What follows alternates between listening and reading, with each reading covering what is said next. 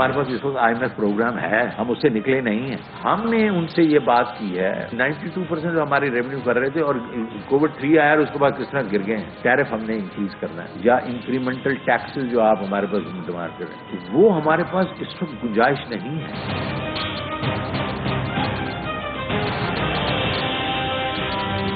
یہ ہم نے ان کو کہنا ہے کہ ہم IMF پروگرام سے نکلیں گے نہیں، لیکن ہمیں آپ کو ذرا کوئی اسپیس دیں. ہمارا جو سرکولر ڈیٹ ہے وہ بڑھتا جا رہا ہے، اس کے اوپر کوئی تھوڑی بریکس لگنی چاہیے.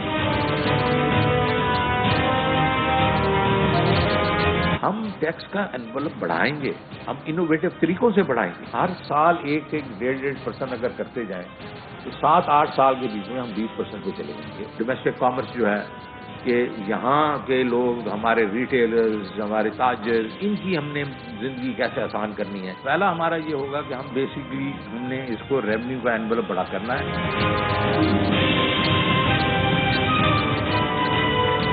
ہماری فلاسفی یہ ہے کہ ہم نے اب بیسیکلی اسٹیبلائزیشن سے نکل کے گروتھ موڈ میں جانا. پولیٹیکل سچویشن ہے، جیو پولیٹیکل سچویشن کی وجہ سے وہ ظاہر ہے انہوں نے اس چیز کو ڈیفیکلٹ کیا. تو ہمارا جو یہ IMF پروگرام تھا یہ کافی ڈیفیکلٹ تھا.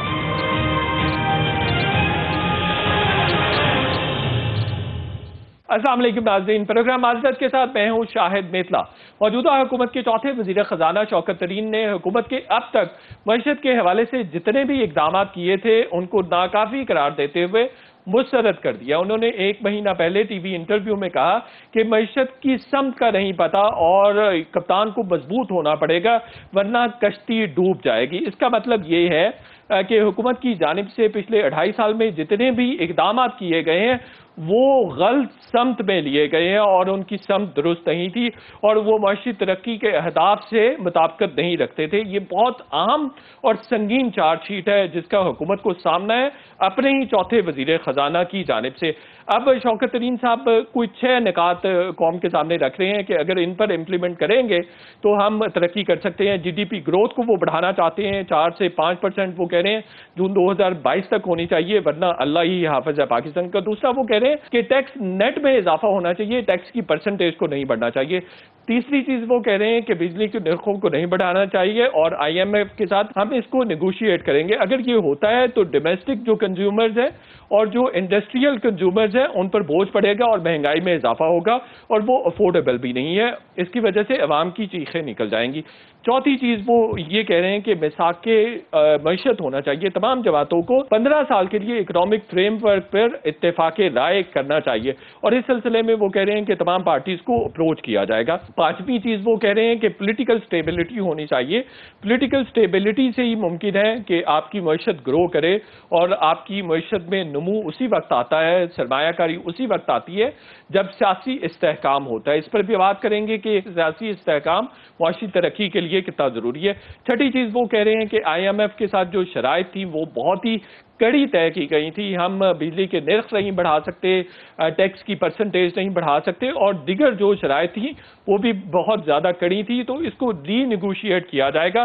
IMF کے پروگرام سے وڈرا نہیں کریں گے، بہرحال اس پر امپلیمنٹ بھی نہیں کریں گے اور ان کو باور کروانے کی کوشش کریں گے، ریلائز کروانے کی کوشش کریں گے کہ پاسبل نہیں ہے کہ جو آپ کہہ رہے ہیں وہ ہم کر سکیں.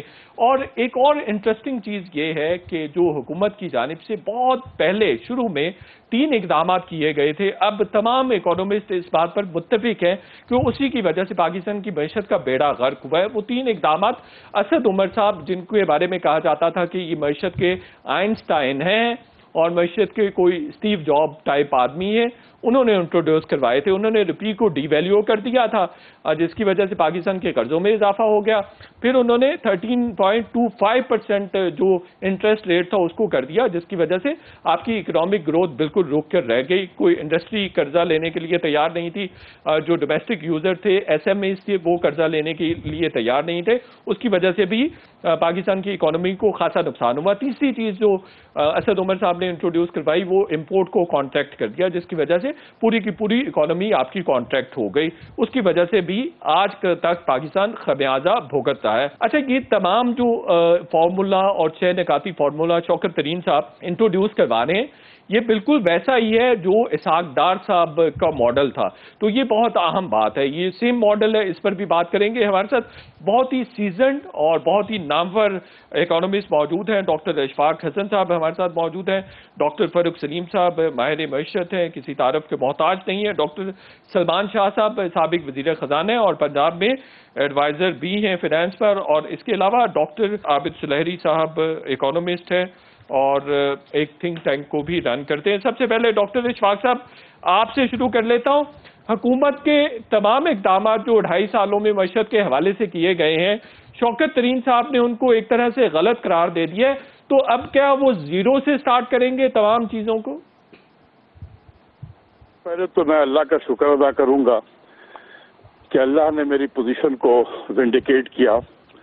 جو باتیں میں کہتا رہا پرائم منسٹر کو کہ ان کی ٹیم ان کو مس گائیڈ کرتی ہے, ان کو ایک ٹرک کی بتی پہ لگا دیا کہ کرنٹ اکاؤنٹ سرپلس ہو گیا, کرنٹ اکاؤنٹ سرپلس ہو گیا, جیسے ہم نے پتہ نہیں کیا کمال کر دیا. جس طریقے سے کرنٹ اکاؤنٹ کو ایڈریس کیا گیا ایشوز کو, اس نے 10 مسائل کو جنم دے دیے جس کو آج یہ حکومت بھگت رہی ہے. تو میں اسی چیز کو بتاتا رہا, لیکن لوگوں نے سمجھا کہ میں بہت مخالف ہو گیا ہوں. ایون وزراء بھی کہتے تھے کہ آپ بہت ہارڈ ہٹنگ ہو گئے ہیں اور آپ ہماری حکومت کو بہت کرٹیسائز کر رہے ہیں. تو میں نے جب شوکت ترین صاحب کا اسٹیٹمنٹ سنا کہ جو انہوں نے کہا کہ 2.5 سالوں میں معیشت کا بیڑا غرق کر دیا گیا, تو ایسے الفاظ تو میں نے بھی نہیں بولے تھے کبھی اتنے سخت. اور اس کے بعد پرائم منسٹر نے ان کو وزیر خزانہ بنایا. اس کا مطلب یہ ہے کہ پرائم منسٹر کو بھی اس کا احساس ہو گیا کہ واقعی معیشت کا بیڑا غرق ہو گیا ہے. جبھی تو ان کی باتوں کو انہوں نے تسلیم کیا اور ان کو وزیر خزانہ بنایا کہ بھئی اب یہاں سے آگے آپ لے کے چلیں. تو اس لیے مجھے اللہ کا شکر ہے کہ جو میں کرتا رہتا. دیکھیں, میں نے پچھلے سال جون میں ایک آرٹیکل لکھا تھا, ہو ڈیمیج دی اکانومی. میرے خیال میں اگر پرائم منسٹر اس وقت یہ فیصلہ کر لیتے, کیونکہ میں نے کیلکولیٹ کر کے بتایا کہ صرف دو پالیسیز نے جو انٹرسٹ ریٹ کو پاگلوں کی طرح بڑھایا اور جس طریقے سے کرنسی کو ڈیویلو کیا, اس 2 policy alone added over 6,000 billion rupees of debt, جس میں انٹرسٹ پیمنٹ بھی ہے اور پبلک ڈیٹ بھی بڑھا. اور اس کو اس وقت کے ایکسچینج ریٹ سے کریں تو $40 بلین کا کاسٹ اس اکانومی پر ڈالا. تو اس وقت پرائم منسٹر کو سوچنا چاہیے. تو ڈاکٹر اشفاق صاحب اس کے ذمہ دار تو سول لون اسد عمر صاحب ہیں, یہ تو دونوں چیزیں انہوں نے کی. دیکھیں, اسد عمر شروع میں آئے, ان کو اتنا تجربہ نہیں تھا, میں ایمانداری سے کہہ رہا ہوں, تجربہ نہیں تھا. وہ کسی سے کنسلٹ بھی نہیں کرتے تھے.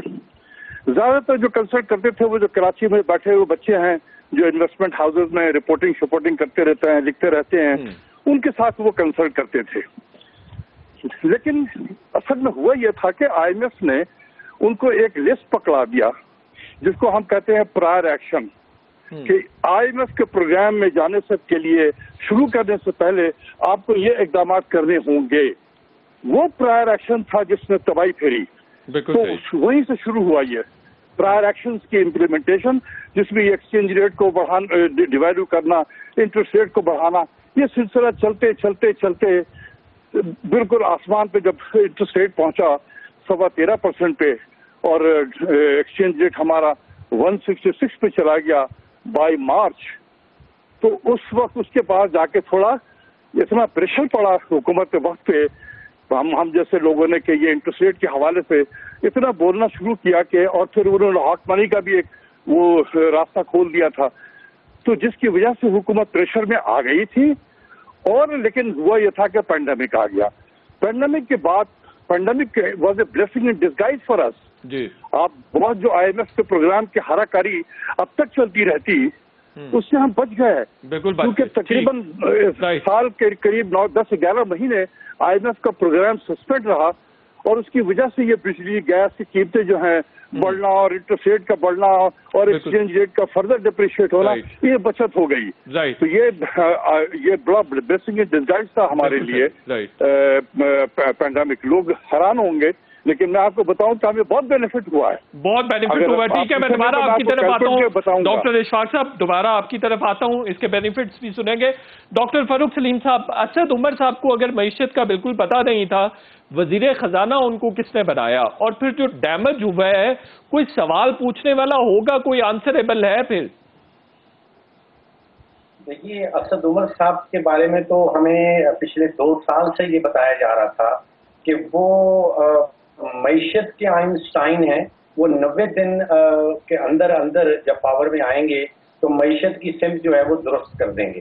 8 مہینے اسد عمر صاحب رہے, ان کو ہٹا دیا گیا. اس کے بعد حفیظ شیخ صاحب آ گئے, 23 مہینے حفیظ شیخ صاحب رہے. آپ یاد کریں کہ 3 یا 4 تاریخ تھی مارچ کی, جس دن وہ سینٹ کا الیکشن تھا. اس دن وزیر اعظم صاحب نے ہمیں بتایا کہ حفیظ شیخ صاحب نے جو کمالات کیے ہیں معیشت کے اندر, انہوں نے دودھ اور شہد کی نہریں بہا دی اس ملک کے اندر. یہ 3 یا 4 تاریخ کی بات ہے. اس کے بعد مہینے کی اینڈ میں ان کی بھی چھٹی ہو گئی. تو ایک تو میں سوچ رہا تھا کہ وزیر اعظم صاحب کا, اس حکومت کا کیا بیسس کیا ہے, کیا کارکردگی کی بنیاد پہ وزراء کو ہٹایا جاتا ہے, کسی اور بنیاد پہ ہٹایا جاتا ہے؟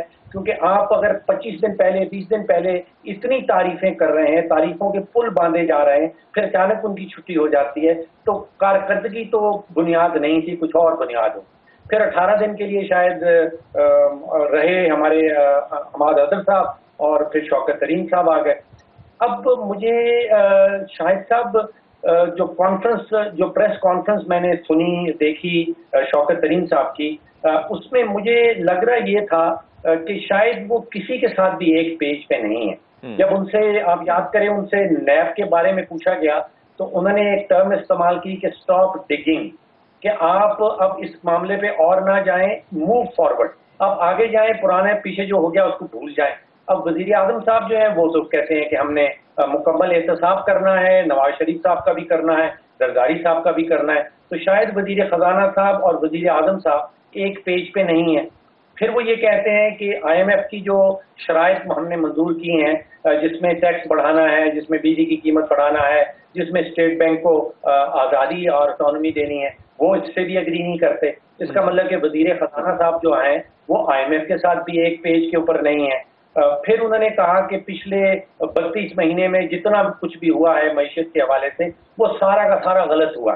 اس کا مطلب کہ جتنی بھی معاشی ٹیم ہے جو پچھلے 32 مہینے میں آئی ہیں, ان سے بھی وہ ایک پیج پہ, ان کے ساتھ بھی ایک پیج پہ نہیں ہے, وہ IMF کے ساتھ بھی ایک پیج پہ نہیں ہے.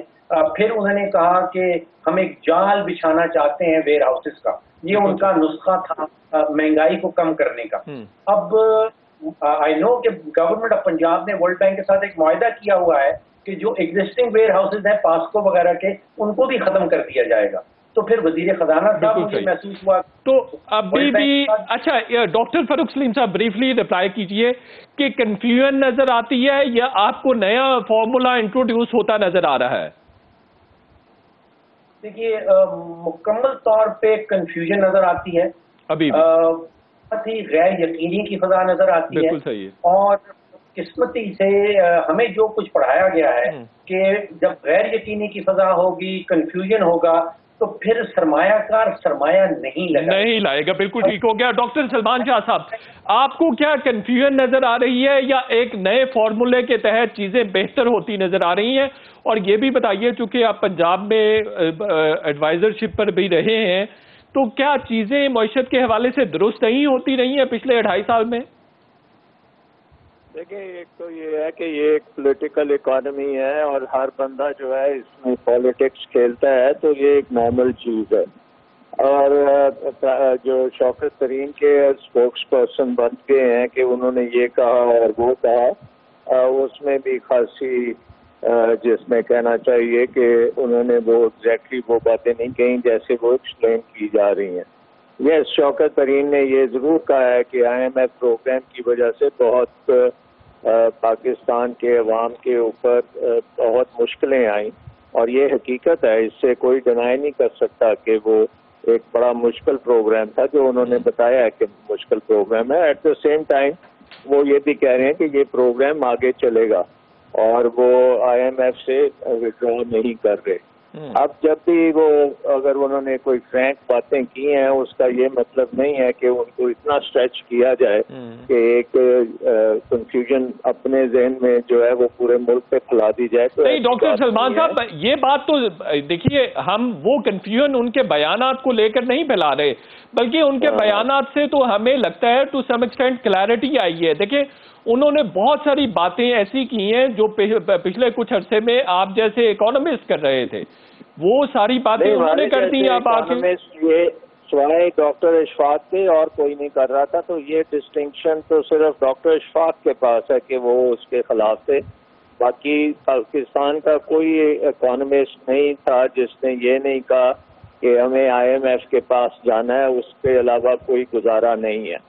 کیونکہ ایک سمپل سی ایکویژن ہے اور وہ ایکویژن یہ تھی کہ آپ کو تقریباً $30 ارب کی گروس فائنینسنگ نیڈ تھی آپ کی 2018 میں, اور آپ کے پاس ریزرو میں ایک ڈیلا بھی نہیں تھا. $10 ارب کے قریب آپ کے ریزروز تھے اور وہ اس کو کسی صورت آپ پورا نہیں کر سکتے تھے. اور اسد عمر صاحب نے بہت کوشش کی, پرائم منسٹر نے بھی بڑی کوشش کی کہ سعودی عربیہ چائنا ادھر ادھر سے انہوں نے پیسے اکٹھے کیے اور وہ زیادہ سے زیادہ کوئی $8-10 بلین کے قریب کر سکے تھے. لیکن جب جیسے باقی ساری دنیا کے ملک جب بینکرپٹ ہوتے ہیں تو وہ جا پہنچتے ہیں IMF کے دروازے پہ, اور وہ پھر IMF کے ساتھ اگر آپ نے 22 پہلے پروگرام کیے ہوں جن میں آپ کو انہوں نے خاصے لچک بھی دی ہو, اور ان میں سے ایک پروگرام تھا جو ہم نے مکمل کیا تھا, اس کے علاوہ کوئی پروگرام صحیح طریقے سے مکمل ہی نہیں ہوا تھا. ایک شارٹ سا سوال یہ ہے, جی بتائیے. جی میں یہ کہہ رہا ہوں کہ پچھلی جو 2.5 سال کی پالیسیز تھی حکومت سے, ایک منٹ ذرا میری بات سن لیں کہ یہ کوئی پاکستان کا اکانومسٹ مجھے بتا دے کہ $30 ارب کا آپ کا بل آیا ہو اور اس کو آپ کے پاس پیسے نہ ہوں تو آپ کدھر جائیں گے؟ بالکل صحیح. اور نارمل جتنے نارمل ممالک ہیں وہ تو IMF کے پاس ہی جاتے ہیں. بالکل ٹھیک ہو گیا. دوسری بات یہ ہے کہ IMF پروگرام کی پچھلے 2.5-3 سال میں جو مشکلیں آپ نے برداشت کی ہیں اس کو اکنالج کرتی ہے حکومت, اور وہ بیسکلی اور جب آپ کی مشکلات مزید بھی بڑھنے جا رہی ہیں اسی کو وہ کہہ رہے ہیں کہ ہمیں ایکسیپٹیبل نہیں ہے, اسی کے بارے میں کہا جا رہا ہے. دوبارہ آپ کی طرف آتا ہوں ڈاکٹر عابد سلیری صاحب, جو 2.5 سالوں میں حکومت نے کیا ہے اور جب آپ شوکت ترین صاحب کے اسٹیٹمنٹس کو دیکھتے ہیں تو یہ کمپلیٹ ڈیویشن ہے جو پہلے 2.5 سالوں میں ہوتا رہا ہے اس سے؟ میرا نہیں خیال کہ یہ کمپلیٹ ڈیویشن ہے, اور میں ڈاکٹر سلمان شاہ صاحب کی اس بات سے اتفاق کرتا ہوں کہ 2018 میں اگر ہمارے پاس چارہ ہوتا تو ہم IMF کے پاس نہ جاتے. اس وقت پرائم منسٹر نے تمام دوست ممالک جو ہیں ان کے پاس چلے گئے. حکومت کی نئی حکومت کی گڈ ول کی وجہ سے اسٹیٹ بینک میں کچھ ریزروز بھی آ گئے, لیکن وہ اتنے نہیں تھے کہ آپ کا کاروبار زندگی چل سکتا, اور اسی لیے آپ کو IMF کے پاس جانا پڑا. اس وقت جو روپے کا ریٹ جو تھا اس کو ایک دم سے جو گرایا گیا, اس چیز پہ تو اختلاف ہو سکتا ہے کہ شاید اس کی پیسنگ جو تھی وہ بہت زیادہ تھی, لیکن یہ بھی ایک حقیقت ہے کہ اس سے پہلے روپے کو جو مستحکم رکھا گیا تھا وہ اسٹیٹ بینک اپنے ریزروز مارکیٹ میں کیش کروا کے رکھتا تھا. تو ہر سال اگر آپ $6 بلین جو ہیں, $6 سے $7 بلین وہ اوپن مارکیٹ میں کیش کروا رہے ہیں صرف اس وجہ سے کہ روپیہ مستحکم ہے, اور اس کے فائدے بھی تھے, یہ نہیں کہ اس کے نقصانات تھے, لیکن اس کے نقصانات پھر یہ تھے کہ آپ کے پاس ریزرو جو تھے وہ ختم ہو چکے تھے, آپ کے پاس مشکل سے 15 دن کی جو امپورٹ کی ٹوٹل ریزرو تھے.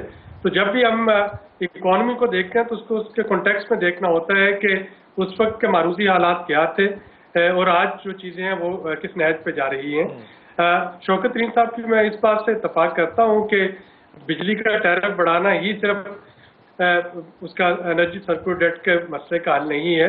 انرجی سرکل ڈیٹ کا مطلب کیا ہے کہ آپ کی جو کاسٹ آف پروڈکشن ہے وہ زیادہ ہے, آپ کو جو ریکوری ہوتی ہے وہ کم ہے. تو ایک تو یہ ہے کہ بل بڑھا دیے جائیں, دوسرا یہ ہے کہ انرجی مکس کو بہتر بنائیں, تیسرا یہ ہے کہ ٹرانسمیشن اور ڈسٹریبیوشن لاسز جو ہیں ان کو امپروو کیا جائے. چوتھا اس میں جو فارمولا بھی چل رہا ہے کہ آئی پی پیز کے ساتھ ری نیگوشیٹ کیا جا رہا ہے کیپیسٹی پیمنٹ چارجز کا, تو ایک سے زیادہ سولوشن جو ہے وہ موجود ہیں. تو IMF تو کبھی بھی, مجھے IMF سے کوئی محبت نہیں ہے بائی دا وے, لیکن IMF نے تو کبھی بھی آ کے یہ نہیں کہے گی کہ اچھا جی آپ یونٹ 22 روپے کا کر دیں. IMF یہ کہے گی کہ جی آپ اپنا انرجی سیکٹر ڈیٹ جو ہے اس کو کم کریں. اب ظاہر ہے اگر ہماری اپنا ہوم ورک نہیں ہے تو سرکولر ڈیٹ کم کرنے کے لیے تو آپ کو بجلی کی قیمت ہی بڑھانی پڑے گی نا. ہمارے پاس الٹیمیٹ سولوشن تو وہی ہے, انسٹنٹ سولوشن تو ہمیشہ سے وہی رہا ہے. 25 سے 30% آپ کے ٹرانسمیشن اور ڈسٹریبیوشن لاسز بھی تو ہیں نا.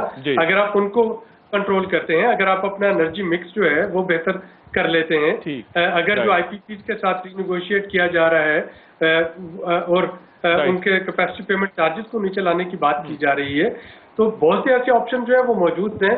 اور جو ڈاکٹر اشفاق صاحب نے فرمایا میں اس سے ایگری کرتا ہوں کہ اس کووڈ کی تھرڈ ویو میں ہمارے پاس یہ کوشن موجود ہے ان ایڈجسٹمنٹس کے لیے کہ چونکہ اس وقت ساؤتھ ایشیا جو ہے ایک ایپی سینٹر ہے بدقسمتی سے کووڈ کے نئے کیسز کا. اگر ہم انڈیا کی صورتحال کو دیکھیں, خدا نخواستہ اگر جو سچویشن پورے ساؤتھ ایشیا میں پھیلتی ہے تو IMF میں بھی انسان بیٹھے ہیں وہاں پہ, روبوٹس تو نہیں کہ جو کہیں کہ نہیں جی ایک طرف تو آپ کے کووڈ کیسز جو ہے وہ جا رہے ہیں اور دوسری طرف آپ ٹیکس بھی لگائے ہیں. اور بالکل ٹھیک ہے, لیکن شوکت ترین صاحب کے اسٹیٹمنٹ سے تو ایسا ہی لگتا ہے کہ IMF میں بھی روبوٹس ہی بیٹھے ہوئے. میں دوبارہ آپ کی طرف آتا ہوں. اسی نوٹ پہ چھوٹا سا بریک لیں گے اور بریک کے بعد بات کریں گے کہ کیا شوکت ترین صاحب کا وہی اکنامک گروتھ کا ماڈل ہے جو اسحاق ڈار صاحب کا تھا. وہی بات کر رہے ہیں کہ GDP کو گرو کرنا چاہیے, اکانومی کو کانٹریکٹ نہیں ہونا چاہیے, اور جو انٹرسٹ ریٹ ہے اس کو لوئسٹ ریٹ پر ہونا چاہیے. اس پر بات کریں گے, چھوٹا سا بریک لیتے ہیں.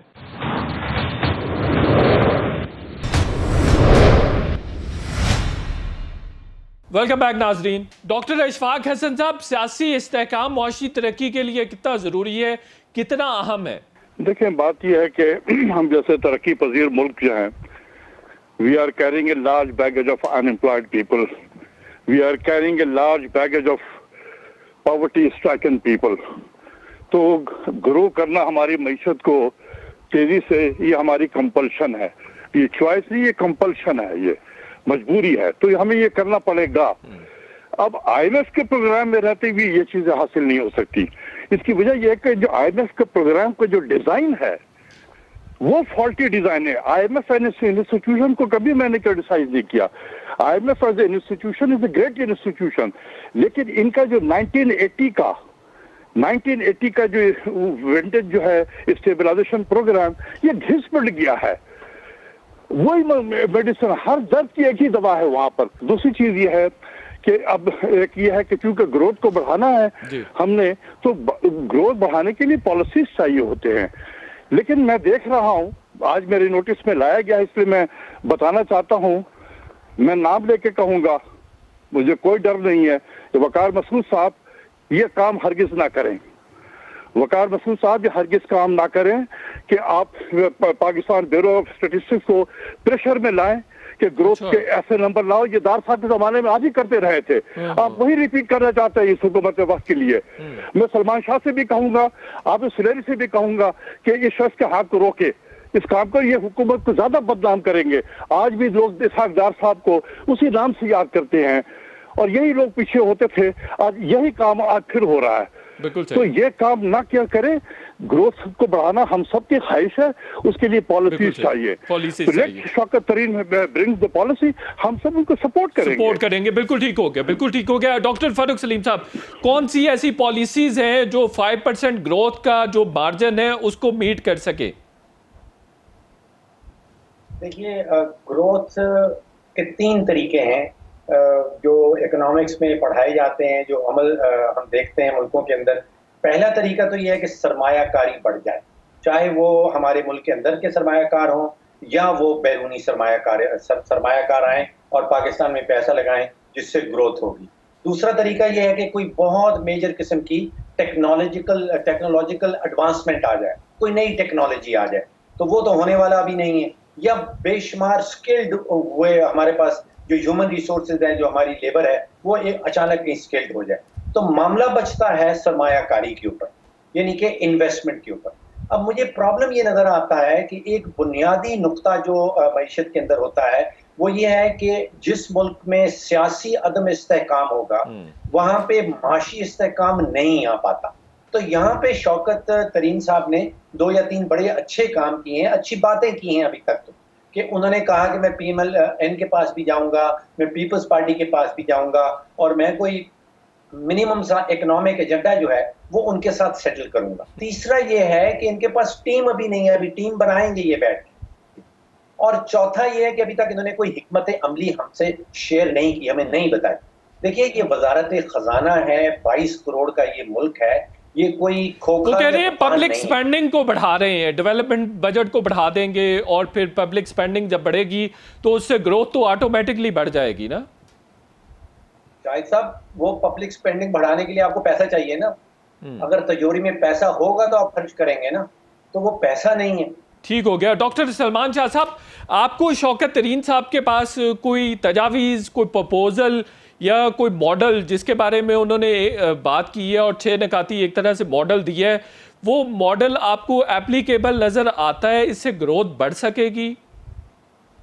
جی بالکل گروتھ بڑھ سکے گی، کیونکہ کوئی راکٹ سائنس نہیں ہے گروتھ کو لانا، اور سب سے امپورٹنٹ چیز ہے جیسے ابھی پوائنٹ آؤٹ کیا گیا ہے وہ انویسٹمنٹ ہے۔ اور آپ دیکھ رہے ہیں کہ پچھلے کئی ماہ سے ایک تو ٹیکسٹائل انڈسٹری کے ساتھ خاصی گروتھ آ رہی ہے، کیونکہ وہاں پہ بھی پالیسی ریفارمز کیے تھے، ان کے بجلی کے بلوں کو ریشنلائز کیا تھا، ان کو ٹرف کا اسٹیٹ بینک نے فائنینسنگ کی ہے، اور خاصی زبردست وہاں پہ انویسٹمنٹ ہوئی ہے، اور اس کے بڑے زبردست ریزلٹس بھی آ رہے ہیں، کچھ لوگوں کو وہ نظر نہیں آتے۔ دوسری چیز ہے کہ آپ کنسٹرکشن انڈسٹری کے پیکج کو دیکھیں، اس میں اس وقت سب سے زیادہ کنسٹرکشن میں ایکٹیویٹی ہو رہی ہے، آپ کی سیمنٹ جو ہے وہ اور دوسرے انپوٹس ہیں جس میں سریا، یہ بجری اور دوسرے جو ایلیمنٹس ہیں وہ اس میں بہت انکریز آ رہی ہے، اور اس میں امپلائمنٹ جنریشن بھی ہو رہی ہے، اور اس کے ساتھ ساتھ باقی جو انویسٹمنٹ کی پالیسیز ہیں وہ خاصی فرینڈلی ہیں۔ تو یہ جو ٹارگٹ ہے 5% کا جون 2022 تک کا شوکت ترین صاحب کا، یہ تمام سٹیپ سے میٹ ہو سکے گا؟ انشاءاللہ ہوگا، کیوں نہیں ہوگا، کیونکہ اس وقت ہمارے ملک میں اسٹیبلٹی آ چکی ہے، ایکسچینج ریٹ اسٹیبل ہے، آپ کی انٹرسٹ ریٹ کم ہے، انویسٹرز انویسٹ کرنا چاہ رہے ہیں، روزانہ کے بیسس کے اوپر انکوائریز آتی ہیں، بورڈ آف انویسٹمنٹ کے پاس بے شمار انکوائریز ہیں، سیٹیک کے اوپر بے شمار اس وقت ایکٹیویٹی ہو رہی ہے، چائنیز انویسٹمنٹ کے اوپر ایف ٹی اے کے تحت بھی کام ہو رہا ہے، فیز 2 میں ہم پہنچ گئے ہیں، تو اس وقت تو I mean there is nothing that will stop the growth. بالکل ٹھیک ہو گیا۔ یہ بتائیے شاہ صاحب، یہ فرمائیے گا، فرینڈلی پالیسیز جو ہیں وہ بن رہی ہیں، چل رہی ہیں، یہ بات نہیں ہے کہ کوئی کام نہیں ہو رہا، بے شمار کام ہو رہا ہے۔ آپ بڑے آپٹیمسٹک ہیں کہ چیزیں بہتر ہو جائیں گی، گروتھ ریٹ بھی اچیو کر لیا جائے گا، ٹھیک ہو گیا۔ یہ بتائیے کہ جو بجلی کے حوالے سے بات ہو رہی ہے، اس سے کتنا عوام کو ریلیف ملے گا کہ بجلی کے نرخ نہیں بڑھائے جا سکتے اور ٹیکس نیٹ میں اضافہ کیا جا سکتا ہے لیکن ٹیکس کی پرسنٹیج میں اضافہ نہیں کیا جائے گا؟ تو اچھی بات ہے، یہ پازیٹیو ڈیولپمنٹس ہیں، کیونکہ تھرڈ ویو کورونا آپ کو سمجھنا چاہیے کہ یہ دنیا کو ڈیوسٹیٹ کر رہا ہے، اور اللہ کا بہت احسان ہے کہ ابھی تک پاکستان میں اس طرح کی ڈسرپشن نہیں ہو رہی، اور اللہ ایسے ہی رہا کہ ہم یہ جو لاک ڈاؤنس ہو رہے ہیں عید کے اوپر، اس سے اگر ہم پازیٹیولی باہر آگے تو آئی ایکسپیکٹ کہ اس کے بعد پھر یہ اکانومی جو ہے یہ تیزی سے چلے گی، اور اس میں بجلی کی جو ریفارمز عابد سلیری بات کر رہا تھا وہ ساری کی ساری اس کے اوپر کام ہو رہا ہے، اور آئی پی پیز کے ساتھ جو نیگوشیشنز ہیں وہ بھی بڑی اچھے طریقے سے چل رہی ہیں۔ تو یہ ساری چیزیں جو ہیں یہ ایک قسم کا ایک امپریشن کریٹ کرنا کہ پاکستان کو اس وقت رڈر لیس ہے، یہ ٹوٹل ربش ہے۔ بالکل ٹھیک ہو گیا۔ مزاق معیشت کے لیے اور پولیٹیکل سٹیبلٹی کا ہونا بھی بہت زیادہ ضروری ہے اگر آپ نے معاشی طور پر گرو کرنا ہے۔ اس پر بات کریں گے، چھوٹا سا بریک لیتے ہیں۔ वेलकम बैक नाजरीन। पाकिस्तान की मुआशी सूरत हाल पर डिस्कस कर रहे हैं और शौकत तरीन साहब जो नया मॉडल इकोनॉमिक ग्रोथ का इंट्रोड्यूस करवाने जा रहे हैं उसको ज़ेरे बहस लाया जा रहा है और पाकिस्तान के सीजनड इकोनॉमिस्ट हमारे साथ इस वक्त मौजूद है। आबिद सुलैरी साहब, मुझे ये बताइए, मिसाके मईशत होता नज़र आ रहा है, कितना ज़रूरी है अगर हमें तरक्की करनी है, और क्या यही वाहिद हल है मुआशी तरक्की के लिए? और दूसरा, जो मुआशी ग्रोथ के बारे में शौकत तरीन साहब टारगेट रखे बैठे हैं, अचीव हो सकेगा? देखिए, ये जो मिसाके मईशत है, ये तो ना सिर्फ ये कि हुकूमत के लिए बहुत ज़रूरी है बल्कि अपोजिशन के लिए ज़रूरी है। अपोजिशन जो होती है उसको कहा जाता है कि गवर्नमेंट इन वेटिंग, वो जब भी हुकूमत में आती है उसको अगर यही मसाइल वर्से में लेके चलना है तो ना बैठे मेज़ पे, लेकिन अगर वो चाहती है कि जब भी अवाम उसको मुंतखब करें उस वक्त ये इशूज़ ना हो तो फिर उसको इनको हल करना चाहिए। और सबसे बढ़ के ये अवाम के लिए बहुत ज़रूरी है। अवाम जो है वो पिसते रहेंगे अगर ये अपोजिशन और ट्रेरी बेंचेस आपस में मिलकर नहीं बैठेंगे। अगर आप सिर्फ ये लास्ट मेकिंग ये जो है स्टेट ओन एंटरप्राइजेज इन्हीं को देख लें तो पीपल्स पार्टी नवीद कमर इसको क्यों नहीं कर पाए थे? क्योंकि उनकी अपोजिशन ने नहीं करने दिया। PMLN ने जब करने की कोशिश की तो वहां पे कराची में गोलियां चल गई, 2 अफराद अपनी कीमती जानों से हाथ धो बैठे, उस वक्त PMLN की अपोजिशन ने नहीं करने दिया। अब अगर PTI को अच्छा काम करना चाहे और उसकी अपोजिशन ना करने दे तो इसका मतलब है कि नहीं, इस पे तो अभी रिसेंटली जो अपोजिशन लीडर है शहबाज शरीफ साहब, वो अब भी कहते रहे हैं और इसहाक डार पहले भी कहते रहे हैं, तो क्यों ना मुस्लिम लीग नून इस पर राजी होगी? ये बिल्कुल ये अब देखना होगा कि उनको किस तरीके से अप्रोच किया जाता है। वो राजी होते हैं, उनको बैठ के ये जो शौकत तरीन साहब ने कहा कि कम से कम 15 साल का फ्रेमवर्क होना चाहिए, मैं इस बात से बिल्कुल मुत्तफिक हूँ। अब रही बात ये ग्रोथ की, देखिए ग्रोथ पे आपके पास कम से कम इस वक्त 3 सिनेरियो बन रहे हैं और ये कोविड आपको डिक्टेट करेगा कि ग्रोथ किस तरह से आती है। बेस्ट केस सिनेरियो जो है, अगर हम इसी तरह से चल रहे हैं जैसे कि इस वक्त है, पाकिस्तान का मईशत का पहिया थोड़ा बहुत चलता रहे, आपके जो पार्टनर कंट्रीज है वहाँ पे रिकवरी कोविड की और इकोनॉमिक रिकवरी होती रहे, तो कोई वजह नहीं कि 2023 में आपके पास 5% ग्रोथ 6% ग्रोथ ना हो। जो आपका वर्स्ट केस सिनेरियो है खुदा न खास्ता, और वो इस वक्त it's not about if Indian variant comes to Pakistan, it's about when Indian variant comes to Pakistan. हम देख चुके हैं कि वुहान में जब था, ईरान में था, ब्राजीलियन, साउथ अफ्रीकन, वो सारे वेरिएंट अल्टीमेटली पाकिस्तान में आए। उसके लिए हम तैयार कितने हैं? अगर खुदा न खास्ता तैयार नहीं है तो फिर आप जितनी मर्जी अच्छी पॉलिसी ले आए, फिर जाहिर है कि कोविड जो है वो अपना असर दिखाएगा। बिल्कुल ठीक हो गया। राइट, मैं दोबारा आपकी तरफ आता हूँ। डॉक्टर अशफाक हसन साहब, ये फरमाइएगा कि कितना जरूरी है मुआशी इस्तेहकाम हो मुआशी तरक्की के लिए? बिल्कुल होना चाहिए, इसके बगैर हम आगे बढ़ नहीं सकते हैं।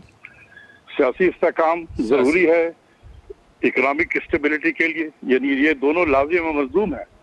पॉलिटिकल स्टेबिलिटी जो है ये बड़ा कंट्रीब्यूट करती है इकोनॉमिक स्टेबिलिटी के लिए, तो इसमें तो कोई दो ओपिनियन तो नहीं है। और जो अगर ये अपोजिशन और रूलिंग पार्टी या रूलिंग जो अलायंस है ये मिल के आपस में बैठे कि भाई कम से कम हम सियासत तो खेलते रहेंगे लेकिन कम से कम मईशत की तरफ जो है ये हम दोनों की लड़ाई में या पाकिस्तानी अवाम जो है उसमें नुकसान होता रहता है। वो सारे नौकरी नहीं हासिल करते हैं, कारोबार ठीक से नहीं चलता है, तो कम से कम इसमें तो हम एग्री कर ले। बिल्कुल ठीक हो गया, राइट, किसी फ्रेमवर्क पे, तो ये अच्छी चीज है। अच्छी चीज है। डॉक्टर फरूक सलीम साहब, मिसाके मईशत होता नजर आ रहा है आपको, और यही हल है अगर मुआशी तरक्की करनी है तो? देखिए, डॉक्टर साहब ने कहा कि सियासी इस्तेहकाम जब तक नहीं आएगा उस वक्त मईशत कोई सिमत पकड़ती नजर नहीं आती। इसमें एक चीज की एडिशन कर लें कि गैर यकीनी की फजा जो है इसको दूर करना होगा। अब आप सोचिए कि 32 महीने में चौथा वजीर खजाना आया है, और अब ये वजीर खजाने जो आए हैं ये भी 6 महीने के लिए आए कि इनको दौलत का एक हुक्म है, इनको इलेक्ट करना होगा किसी न किसी पार्लियामेंट के अंदर। ये गैर यकीनी फजा अनदर 6 मंथ्स के लिए। और हमने देखा कि जो पुराने वजीर खजाना थे उनको हुकूमत नाकाम रही इलेक्ट करवाने के लिए। बिल्कुल ठीक हो गया, ठीक हो गया। डॉक्टर सलमान शाह साहब, गैर यकीनी की सूरत हाल को ख़त्म होना चाहिए, फिर ही सरमायाकारी आएगी और फिर ही मुआशी तरक्की आएगी, और ये सारी चीज़ें पॉलिटिकल स्टेबिलिटी के साथ जुड़ी हुई हैं।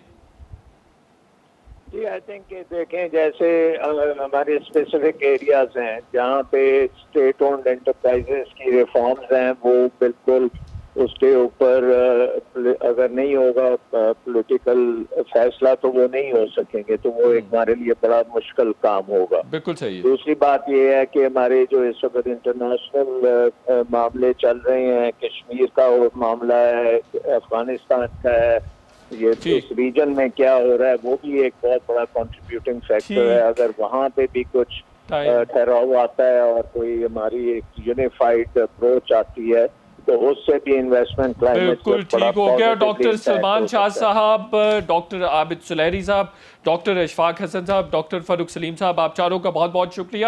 شو کا وقت ختم ہو گیا. انشاءاللہ کل پھر آپ سے ملاقات ہوگی. کل تک کے لیے اجازت. اللہ حافظ.